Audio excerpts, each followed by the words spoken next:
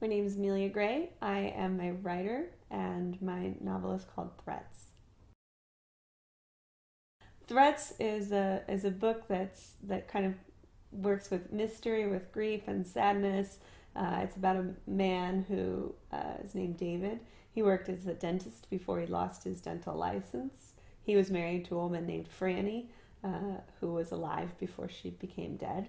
And the book follows the process of him grieving her, trying to find out what happened to her,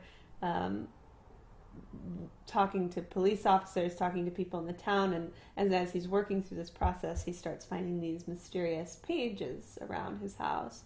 There are threats, threatening notes, threatening letters, in the sugar bowl wrapped around spaghetti, in the coffee maker, at her place of business, and so the book becomes him trying to unravel this mystery as he's trying to find out what happened to his wife. It was more about the characters that I realized that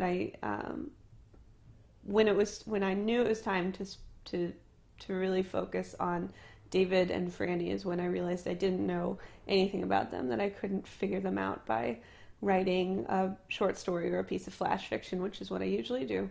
I reached my 800 word short story limit, and I still didn't know anything about them. And then I reached 2,400 and then 5,000 words, and I still had no idea who this guy was and what was so weird about him and what was so off and what had happened to his wife and why he was having such trouble interacting with people. And that's when I realized I needed to. I mean, that's when I just kept going and going. And then it kind of developed on its own. Usually when I go into something trying to write a novel, it doesn't work. I have a lot of failed, now I'm going to write a novel kind of novels. But it was in the characters and the situation that caused it to develop kind of organically. It started by writing the threats themselves. I wrote them as a standalone performance piece. That were just written as an unnamed woman to an unnamed man, and my goal for them was completed once I finished them. I thought I wouldn't do anything else with them, but then I had this weird image of a man standing at the top of the stairs, looking at a woman at the bottom of the stairs, in their home. Her legs are covered in blood. It's a very grisly scene, and so I started trying to figure out what was happening with that, what was happening with her, and that was the beginning of writing what would become Threats, the novel. And as I continued writing it, I realized that this standalone piece of threats, these like 20 or 30 threats, were actually going to be a part of the book itself.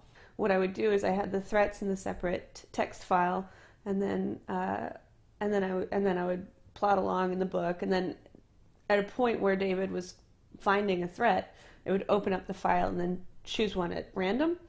And because I kind of wanted David and myself to be discovering them at the same time, to not have woven the concept of this threat into the book. So in a way, I wanted them to be very standalone in the novel as well. And in order to do that, sometimes I would close my eyes and point and pick one at total random.